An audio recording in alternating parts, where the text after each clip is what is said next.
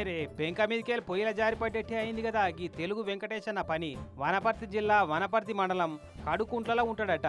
రోజు కూలి చేసుకుంటా పెండ్లాం పిల్లగాలతోటి సంసారం నెట్టుకొస్తున్న ఈ వెంకటేష్ అన్న. ఇగో ఇదే వీళ్ళ ఇల్లు. 2 రూములు ఉంటాయట.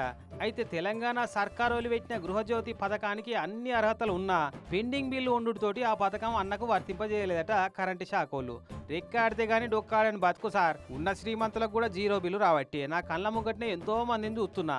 నాకెందుకు 0 బిల్లు రాదు సారు అని మళ్ళా బతులాడితే మీటర్ మార్చుకోపో వెంకటేష్ అని సలహా ఇచ్చిరట.